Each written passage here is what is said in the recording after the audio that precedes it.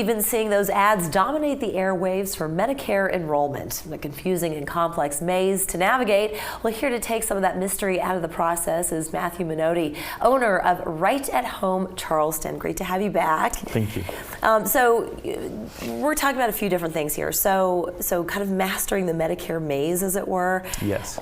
There's different plans. There's different ways of saving money. There's ways of spending more money. But then we get into the area of in-home care versus facility care, and that's really where your specialty lies. Correct. And when you're looking at Medicare options, I think it's important for everyone to understand that with in-home care, which is where seniors are going to stay in home, try to stay in home, keep themselves in there as long as possible and independent, then they then transition into a higher level of care, so say a facility. And folks are generally shocked to find out that regardless of the Medicare option that you choose, those are not covered.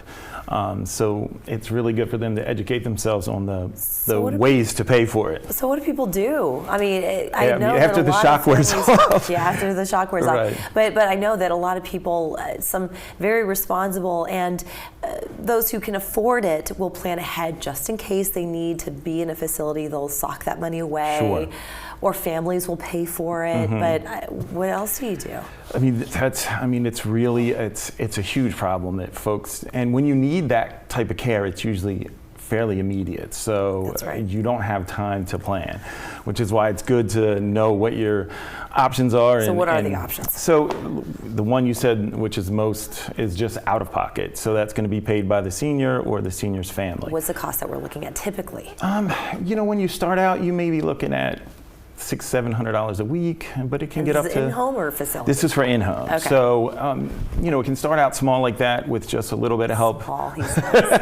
Okay, go ahead. And then, if you need 24/7 care, it can be up to $3,500 a week for in-home. And when you're looking at facilities, when you transition and can no longer stay independent, you're looking at, $9,000 a month up to a lot, depending on how that goes. How do we invent this money in order to pay those That's the problem. costs? There are options that folks can use outside of private pay. If they were savvy enough to set up a long-term care policy, let's say back in their 50s, those are great. So what they'll do is pay a set amount per day or per week towards your care. So those are wonderful if you have one. Okay, but if you don't, there's some options with life insurance. So let's just say you have a policy. You can sell that policy, take that cash, and then use that to pay for your care, which not is a good everybody has option. a life insurance policy That is either. correct. So a reverse mortgage is a great option if you maybe don't have the cash flow, but you do have the equity. What do you do if you don't own a home? Well, if you don't own a home, you can look at options where it's going to be paid by someone else. So in that case, you have, if you're a veteran or you are married to a veteran, the Veterans Affairs has a couple different programs where they'll cover the cost of a set number of hours per week.